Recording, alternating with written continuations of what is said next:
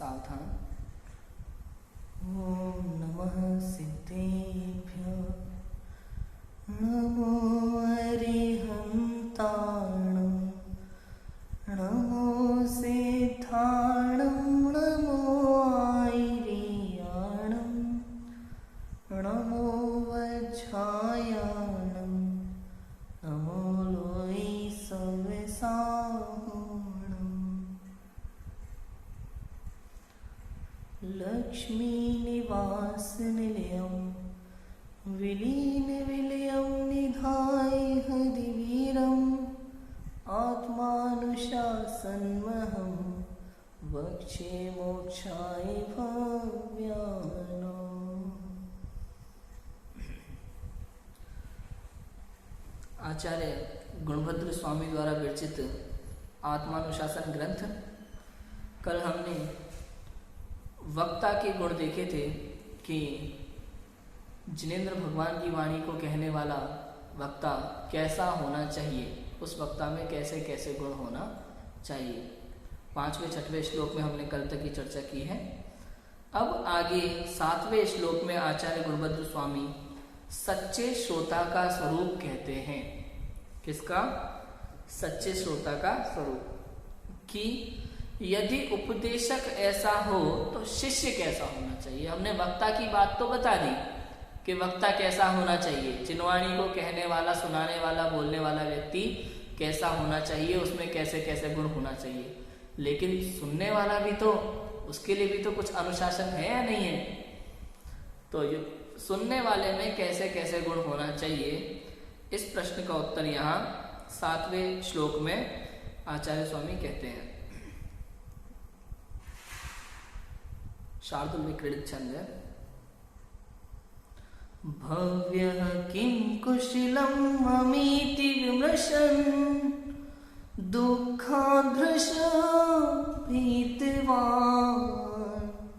सौख्येषि श्रवणादिबुद्धिविभवः श्रुत्वा विचार्य स्फुटम् धर्मं शर्मकरं दयागुणमयं युक्त्यागमाभ्यां स्थितं ग्रवहं धर्मकथां श्रुताधिकृतां शास्यो निरस्ताम्रम्। धर्म कथा का श्रोता होता भव्य और निज हित चिंतक, दुखों से भयभीत तथा श्रवणाति बुद्धियुक्त हितवाचक, सुख कर और दया गुणमय धर्मस्थ युक्ति अरुआगम सी श्रुत मर्यादा धारी आग्रह मुक्त धर्म वार्ता सुनते। देखो कितनी बढ़िया बात कही है। धर्म कथा का श्रोता होता भव्य और निज हित चिंतक। पहली लाइन, पहला शब्द, एक तो वो भव्य होना चाहिए सबसे पहले।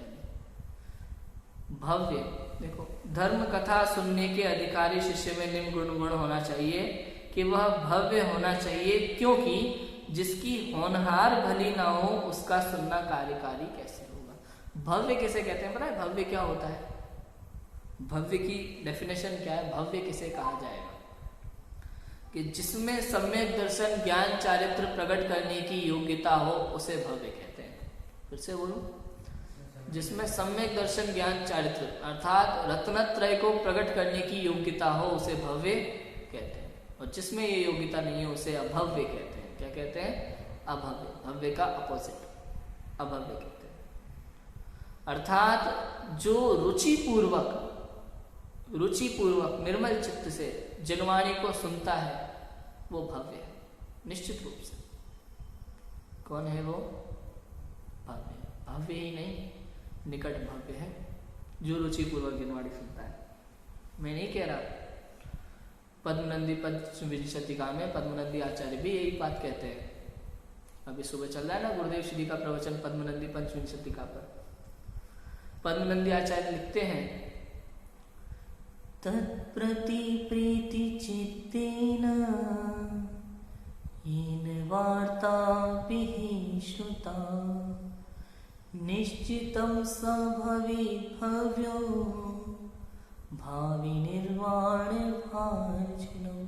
तत्प्रति प्रीतिचित्तेन, तत्प्रति मतलब जिनवाणी के प्रति, आत्मा के प्रति, उसके प्रति जो रुचि प्रीति का भाव रखता है, रुचि पूर्वक, अर्थात श्लोक का अर्थ है जो आत्मा की बात रुचि पूर्वक सुनता भी है, करता भी है, वह जीव निश्चित रूप से भव्य है, निकट भव्य है और अल्पकाल में मोक्ष प्राप्त करेगा।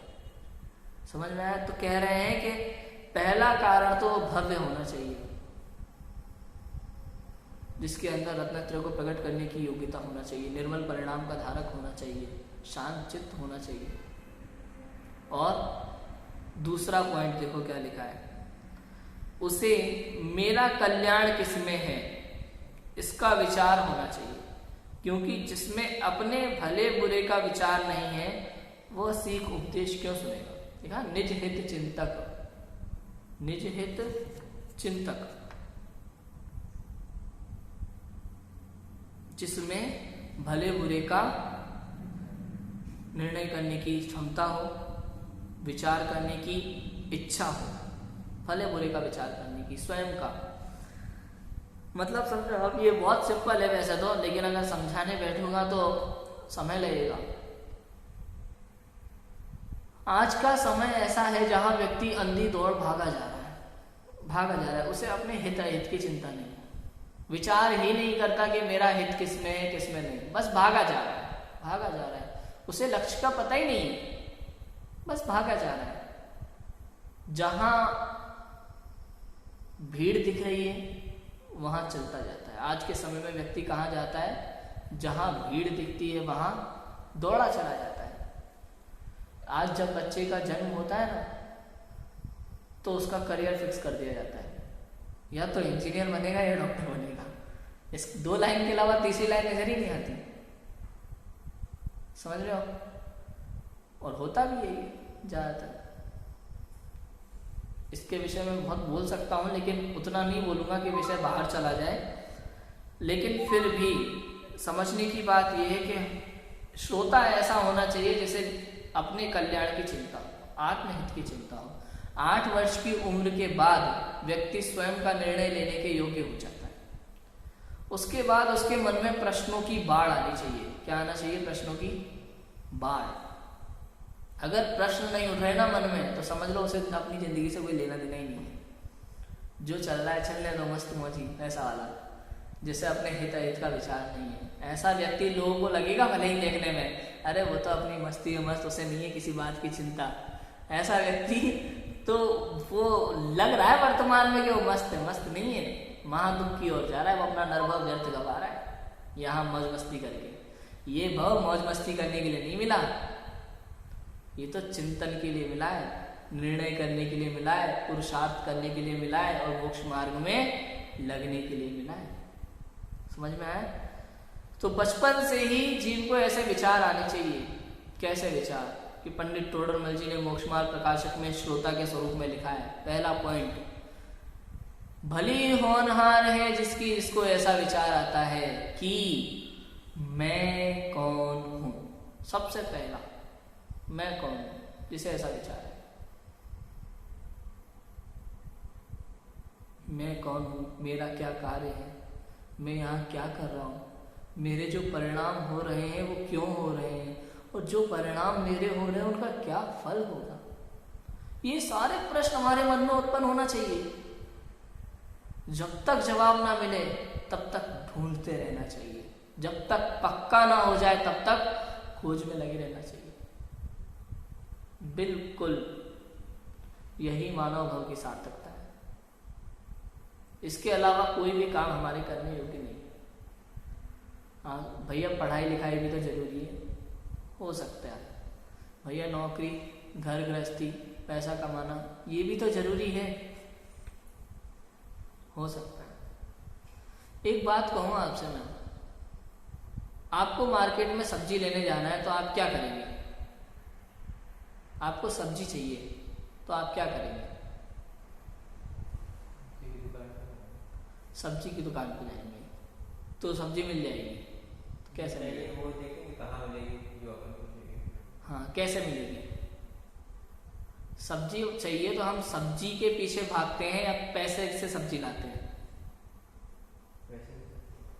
सब्जी चाहिए तो हम सब्जी के पीछे नहीं भागते, किसके पीछे भागते हैं? पैसे के पीछे, ताकि पैसे से हम सब्जी ला सके। दुनिया का कोई भी सामान हमें खरीदना हो तो हम उसके पीछे नहीं जाते, किसके पीछे जाते हैं? पैसे के पीछे। अब मैं कह रहा हूं कि पैसा कैसे आता है। अगर आपको पैसा चाहिए तो पैसा तो हम खाते नहीं है, तो पैसे के पीछे हमारा लक्ष्य होता है सुख। सुख चाहिए, आनंद चाहिए, सोसाइटी में बड़ा नाम चाहिए, हमारा बड़ा पद चाहिए, यही सब कुछ तो चाहिए ना। पैसा इसी का मतलब है ना, इसी के लिए हम मेहनत करते हैं, इसी के लिए पढ़ाई लिखाई करते हैं, इसी के लिए नौकरी करते हैं, इसी के लिए बिजनेस करते हैं। सब कुछ हम किस लिए करते हैं? सोसाइटी में बड़ा नाम, बैंक बैलेंस, मेहनत, इज्जत, पावर, इन सब चीजों के लिए हम मेहनत करते हैं। अब मैं कह रहा हूं कि अगर आपको ये सब चाहिए तो इसके पीछे मत भागो। जैसे सब्जी चाहिए तो सब्जी के पीछे ना भागकर पैसे के पीछे भागना पड़ता है, ऐसे ही अगर ये सब चाहिए आपको तो इनके पीछे ना भाग करके धर्म के पीछे भागो, क्योंकि ये सब जो मिलता है ना वो धर्म से मिलता है, पुण्य के उदय से मिलता है। किससे मिलता है? पुण्य के उदय से। ये बात हम जितनी जल्दी समझ जाएंगे उतना ही बेस्ट, जितनी जल्दी समझ पाएंगे। आसानी से नहीं स्वीकार होती ये बात। अरे ऐसा थोड़ी होता है, मंदिर में बैठे रहेंगे, पूजा पाठ करेंगे, शास्त्र पढ़ेंगे, तत्व चिंतन करेंगे तो क्या पैसा आएगा? कोई देके जाएगा? भैया, पूजा पाठ करने से पैसा नहीं आता, स्वाध्याय करने से पैसा नहीं आता, तत्व चिंतन करने से पैसा नहीं आता, तो कैसे आता है? कि उसकी विधि है, समझो। जो कुछ ये संसार है ना, ये संसार कर्म का चक्र है। क्या है? कर्म का चक्र। प्रत्येक जीव इन कर्मों से बंधा हुआ है इस संसार में, एक क्षेत्र होगा। इस जीव के 3 तरह के परिणाम होते हैं और हर समय एक ना एक परिणाम तो इस जीव का रहता है। प्रति समय परिणाम बदलते हैं और हर एक समय में कोई ना कोई परिणाम होता ही है।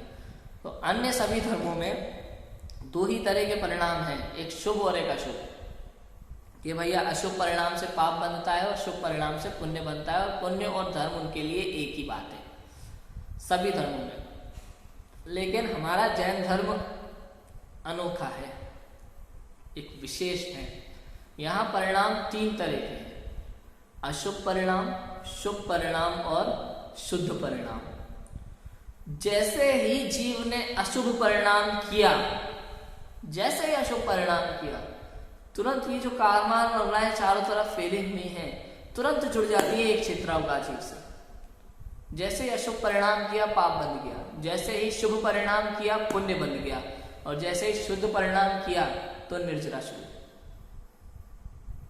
समझ में आया? अशुभ परिणाम से पाप बंद, शुभ परिणाम से पुण्य बंद और शुद्ध परिणाम से निर्जरा। बंधता नहीं है, फिर छूटता है शुद्ध परिणाम से। ठीक है, ये बात समझ में आ गई इतनी।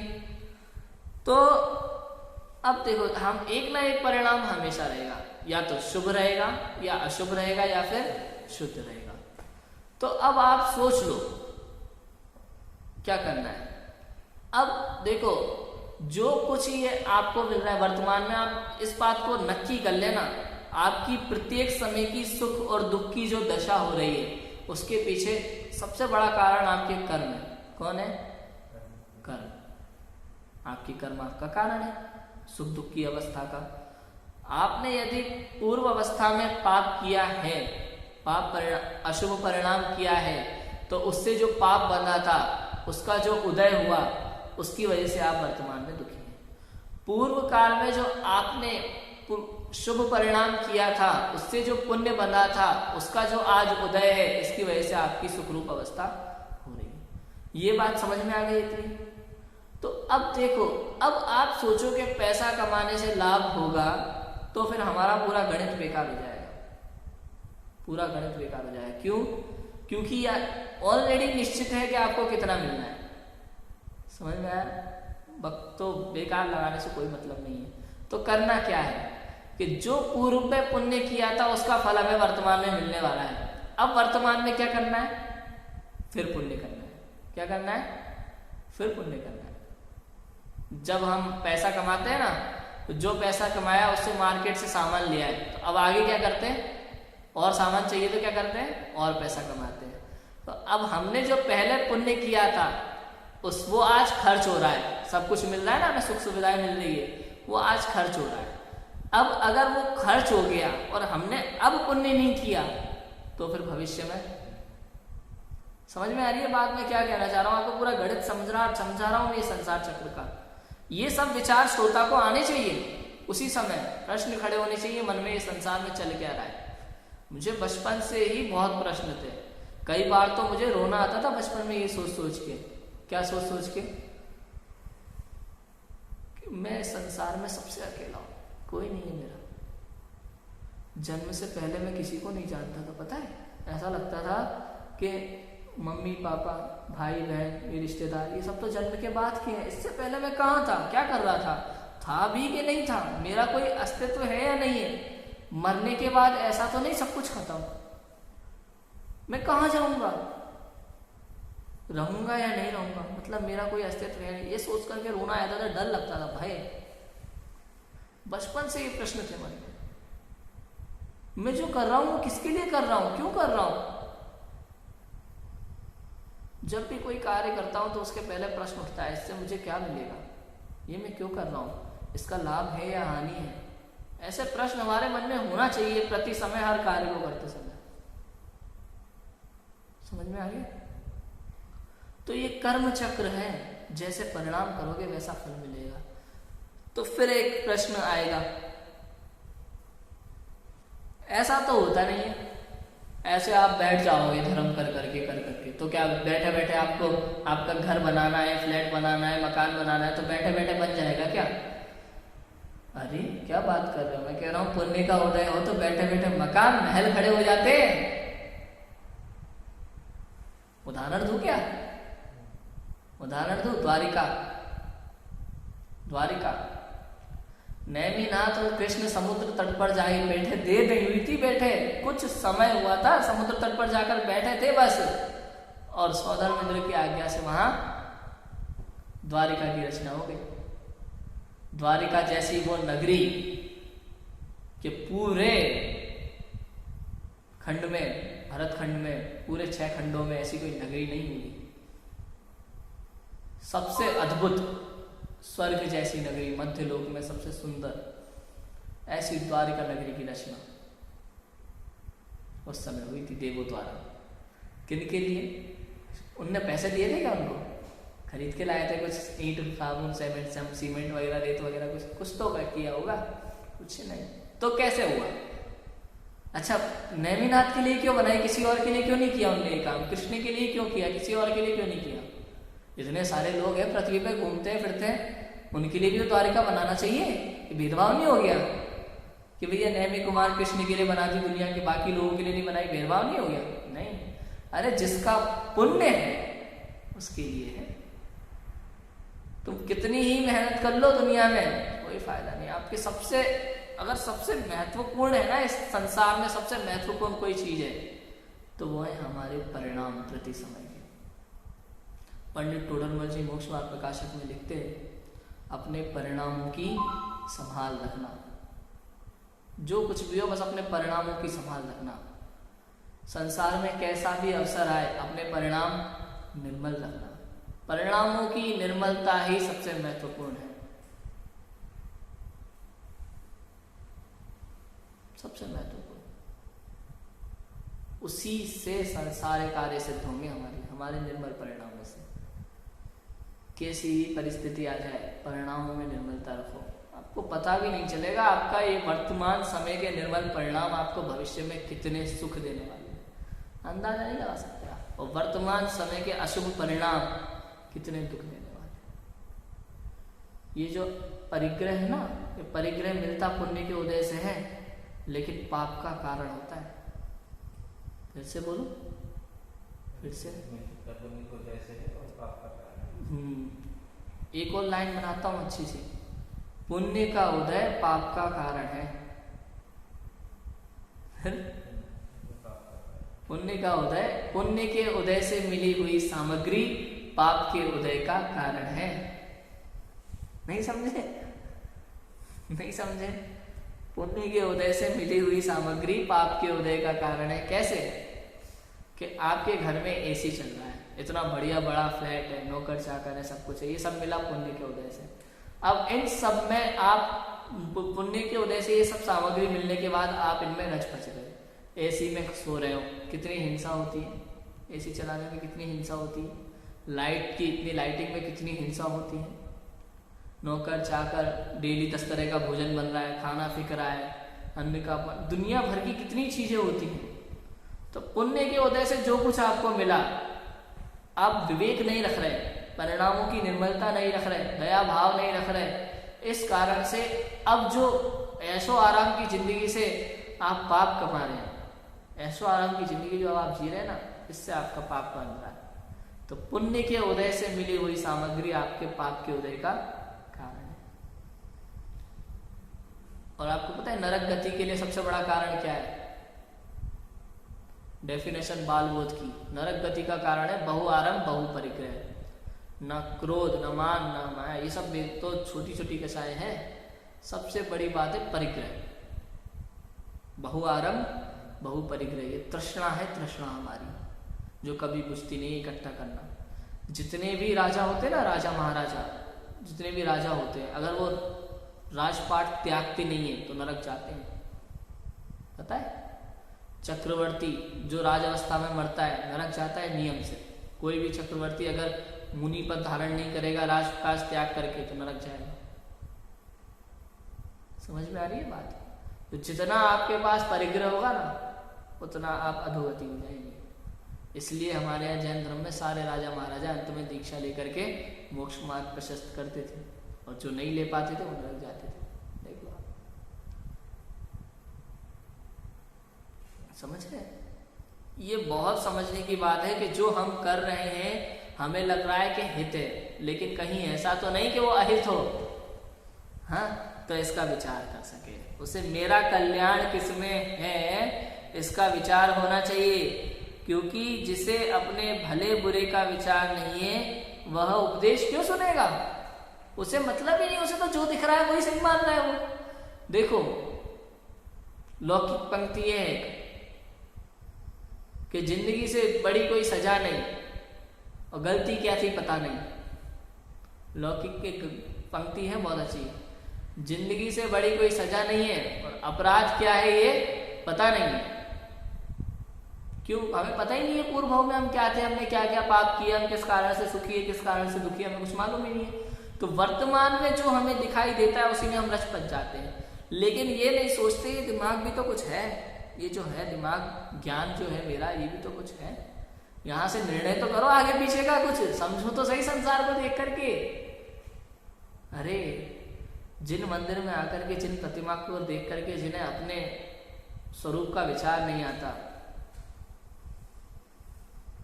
वह जीव अपना अहित कर रहा है प्रति समय। ये समझना वास्तव में मोक्ष का मागामी जीव तो वो है,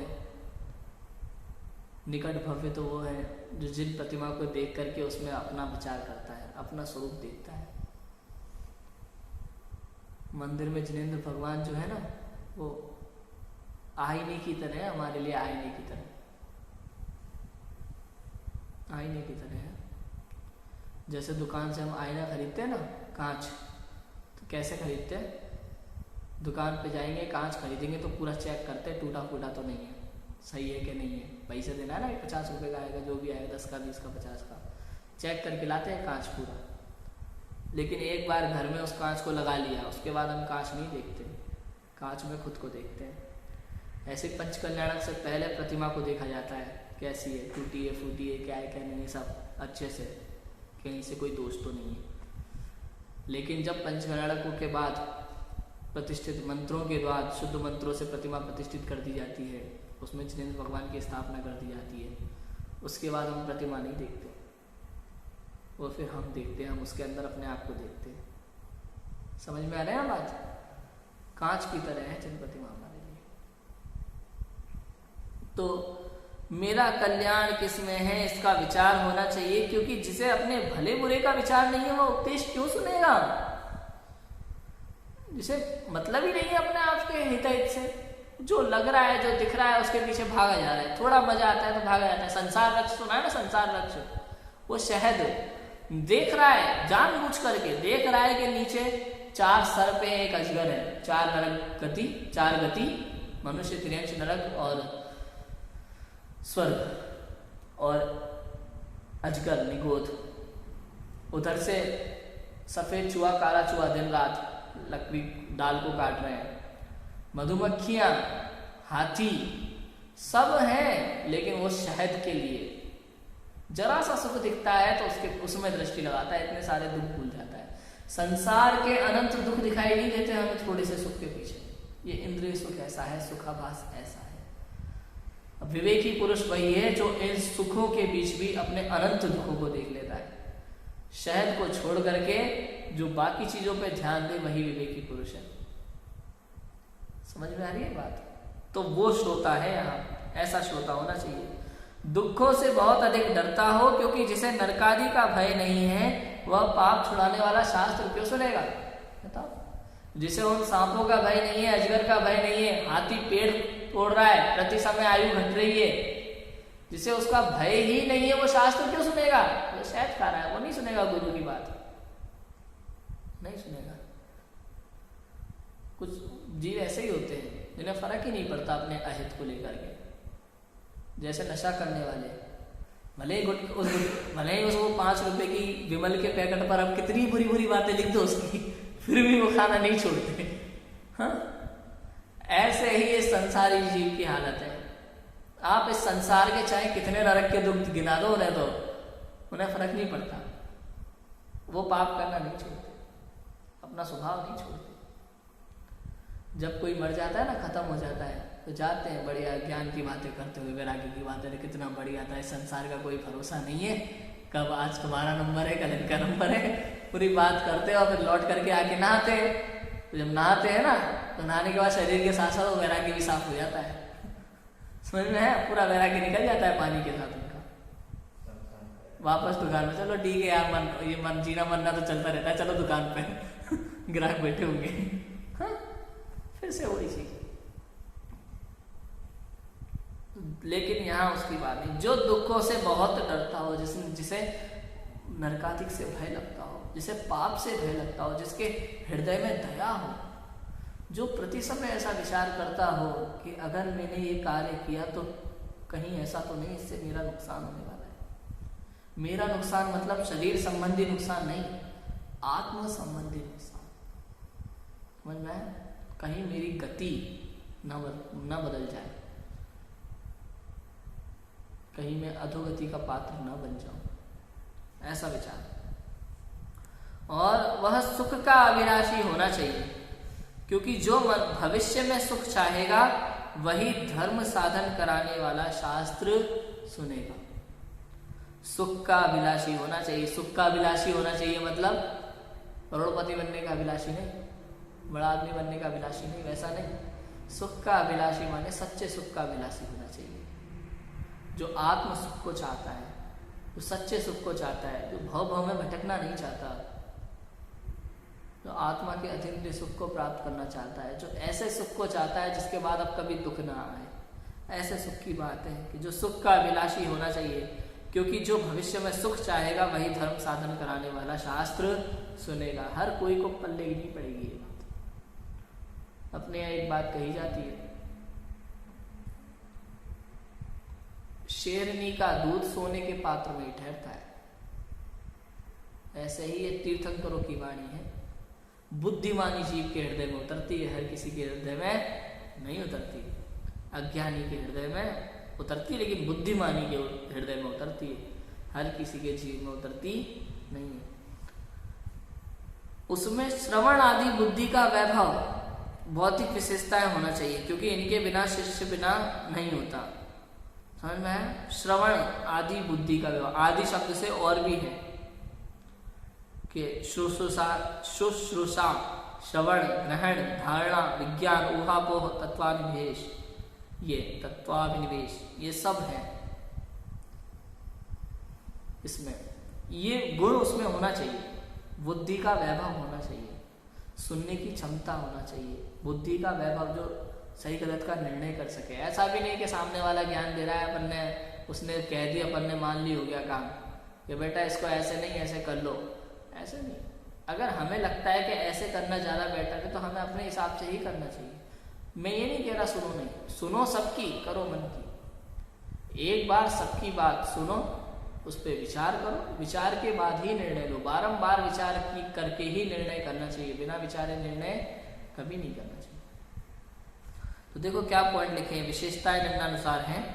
पहली है शुश्रूषा, शुश्रूषा सुनने की इच्छा, शास्त्र को सुनने की इच्छा। सबसे पहले ये जो शास्त्र को पढ़ने सुनने की इच्छा रखता हो, जो सच्चे सुख को जानने की इच्छा रखता हो कि वो परमात्मा कैसे होंगे, वीतरागता कैसी होगी, सर्वज्ञता कैसी होगी, आत्मीय सुख, अतीन्द्रिय सुख कैसा होगा, उसको सुनने की इच्छा, जानने की इच्छा। श्रवण, उसको सुनना, फिर पहला सुनने की इच्छा, फिर उसको ध्यान पूर्वक अच्छे से मन से सुनना। ग्रहण, मन द्वारा जानना, मन के द्वारा जानना। ये मन जो है ना, मन का काम क्या है पता है? मन का काम होता है विचार करना। जो चिंतन होता है ना, चिंतन होता है मन के द्वारा, निर्णय होता है ज्ञान के द्वारा। चिंतन होता है मन के द्वारा, निर्णय होता है ज्ञान के द्वारा। चिंतन निर्णय में सहायक होता है, इसलिए मन को सहायक का है। इंद्रिय और मन भी सहायक होते हैं परोक्ष रूप से। तो चिंतन जो है निर्णय के पहले की बात है। निर्णय के पहले चिंतन, चिंतन के बाद निर्णय, और निर्णय के बाद अनुभव, निर्णय के बाद अनुभव होता है। तो ग्रहण, मन द्वारा जानना। धारणा, नहीं भूलना। धारणा माने नहीं भूलना। एक बार पक्का हो जाता है ना कि ये मेरी पत्नी है, इसे कहते हैं धारणा। भूलते हैं क्या? नहीं भूलते, इसे कहते हैं धारणा, कि नहीं भूलना। विज्ञान, विशेष विचार करना। माने विशेष, विज्ञान विशेष विचार करना, उसको बार बार विचार करना, विशेष रूप से गहराई में जाकर के विचार करना, गहरा चिंतन, ऐसा विचार करना। ऊहापोह, प्रश्नोत्तर करके निर्णय लेना, स्वयं से, ज्ञानियों से प्रश्नोत्तर करके ही निर्णय लेना। स्वयं से भी प्रश्न होना चाहिए और स्वयं ही उत्तर दो, ऐसा भी हो सकता है। चिंतन में ये सब होता है। अगर ऐसा है तो ऐसा होना चाहिए, नहीं ऐसा हुआ तो ऐसा होगा। तो इस तरह से स्वयं से भी प्रश्नोत्तर करना, और नहीं समझ में आ रहा है तो ज्ञानियों से, आचार्यों से पूछना। तत्वाभिनिवेश, तत्व का श्रद्धान, तत्व श्रद्धान का अभिप्राय, तत्व श्रद्धान के अभिप्राय का ज्ञान होना चाहिए उसे, तत्व श्रद्धान को समझना चाहिए। सम्यक दर्शन में 4 मुख्य कारण होते हैं जो पंडित टोडरमल जी ने बताया मोक्षमान प्रकाशक में, कि देवशास्त्र गुरु का यथार्थ श्रद्धान, 7 तत्वों का यथार्थ श्रद्धान, स्व और पर का यथार्थ श्रद्धान, और निज शुद्धात्मा का यथार्थ श्रद्धान। तो सबसे महत्वपूर्ण है श्रद्धान। श्रद्धा का ही खेल है। अगर श्रद्धा मिथ्या है तो मिथ्या, सम्यक है तो सम्यक। सम्यक श्रद्धा होती है, मोक्ष मार्ग का टिकट मिल जाता है अपने को, है ना। वो एक समय के अनुभव से हो जाता है। फिर वह सुखदायक, दया गुणमय तथा अनुमान और आगम से सिद्ध धर्म को सुनकर विचार कर ग्रहण करने वाला होना चाहिए, क्योंकि ऐसा ही धर्म शिष्य के लिए कार्यकारी है। कि पहले तो सुखदायक, सुख को देने वाला होना चाहिए, दया गुणमय, सभी जीवों के प्रति जिसके मन में करुणा भाव होती है, दया होती है, ऐसा दया गुण का धारक होना चाहिए। अनुमान और आगम से सिद्ध धर्म को सुनकर विचार कर ग्रहण करने वाला होना चाहिए। मतलब प्रमाण है अनुमान और आगम। अनुमान, आगम एक और लगा लो, तर्क, अनुमान और आगम, इनसे सिद्ध कर, ऐसे सिद्ध करके एक एक बात को स्वीकार करना चाहिए। सिद्ध करके मैंने परीक्षा करके सिद्ध करके एक एक बात को, धर्म को सुनकर विचार कर फिर ग्रहण करने वाला होना चाहिए, क्योंकि ऐसा ही धर्म शिष्य के लिए कार्यकारी होता है। खोटे हट दुराग्रह से रहित होना चाहिए, क्योंकि हट करके आपाथापी अपनी ही बात स्थापना करने वाले को सीख नहीं लगती। अर्थात जो कुतर्क करने वाले होते हैं, जिन बातों का कोई अर्थ नहीं होता, उन बातों में उलझने वाले होते हैं। हम यहाँ सच्चे सुख की बात कर रहे हैं, वो अभी भी इंद्रिय सुख की ही चाह कर रहा है और उस संबंध में कुतर्क करता है, तो ऐसे व्यक्तियों के लिए श्रोतापना शोभा नहीं देता। समझ में आया? भावार्थ, उक्त गुणों से युक्त जीव ही धर्म कथा सुनने का अधिकारी है, उसी का भला होता है। इन गुणों के बिना धर्म कथा सुनना कार्यकारी नहीं होता। उक्त गुणों से युक्त जीव, ये जो ऊपर इतने गुण बताए ना, जिस जीव में ऐसे ये गुण होते हैं, वही जीव वास्तव में धर्म कथा सुनने का अधिकारी है, वही धर्मोपदेश सुनने का अधिकारी है, वही चिन्हवाणी को पढ़ने और सुनने का अधिकारी है, अन्य नहीं। उसी का भला होता है। इन गुणों के बिना जो शास्त्र सुनेगा, उसके लिए वो शास्त्र कार्यकारी नहीं होगा, क्योंकि शास्त्र पढ़ने सुनने कहने वाले बहुत हैं आज के समय में, किंतु वो सिर्फ दिखावा जैसा लगेगा आपको, दिखावा जैसा। बाहर की दुनिया में आकर के बाहर की दुनिया से घुल मिल जाते हैं, यहाँ ये नहीं चलेगा। जो वास्तव में मोक्ष मार्ग चाहता है ना, वो फिर बाहर की दुनिया से अलग रहना सीख जाता है। वो रहेगा सबके बीच, लेकिन भीड़ में भी एकाकी रहेगा, एकाकी, अकेला नहीं, एकाकी। भीड़ में भी एकाकी रहेगा वो, घर परिवार में भी अपना कार्य करेगा, दुकान पे बैठे बैठे भी उसके मन में एक ही चिंतन रहेगा, आत्मचिंतन। वो सारी चिंताएं छोड़ देता है, सारी चिंताएं, अच्छा हो रहा है या बुरा हो रहा है कोई फर्क नहीं पड़ता उसे, नुकसान हो रहा है या फायदा हो रहा है, दोनों में सुखी रहता है। ऐसा समझ में आया? ऐसा होता है श्रोता। सांसारिक नुकसान और फायदे के प्रति सुखी दुखी नहीं होता वो, सब कुछ होते हुए भी उसके पीछे अपने आप को क्लेशित नहीं करता। हम लोग क्लेशित हो जाते हैं ना थोड़े से भी नुकसान में, तो बेकार। समझ में आया? एक बहुत अच्छी बात है जो अकबर बीरबल के समय की है कि एक बार अकबर ने बीरबल से कहा कि कोई ऐसी लाइन बताओ, ऐसी बात बताओ जो सुखी व्यक्ति के सुख को कम कर दे और दुखी व्यक्ति के दुख को कम कर दे। जिसके लिए आज बहुत खुशी का दिन हो, उसके लिए खुशी कम कर दे, और जिसके लिए आज बहुत दुख का दिन हो, उसका दुख कम कर दे। ऐसी एक लाइन बताओ, ऐसी कोई बात कि यह समय चला जाएगा।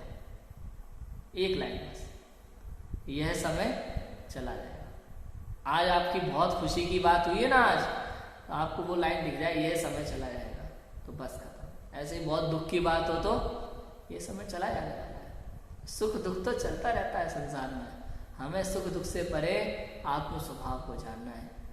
जो ऐसी बात का बारंबार विचार करता है, जिसके मन में ये बात होती है, सुख दुख से परे, अपमान और सम्मान से परे, क्रोधादि विकारी भावों से परे, समस्त विकारी भावों से परे जो आत्म स्वभाव को जानने की जिज्ञासा रखता है, वास्तव में वही सच्चा श्रोता होता है। हम सभी मोक्ष मार्ग को समझो और मोक्ष मार्ग में लगे, इसी मंगल भावना से अभी की बात को विराम दें।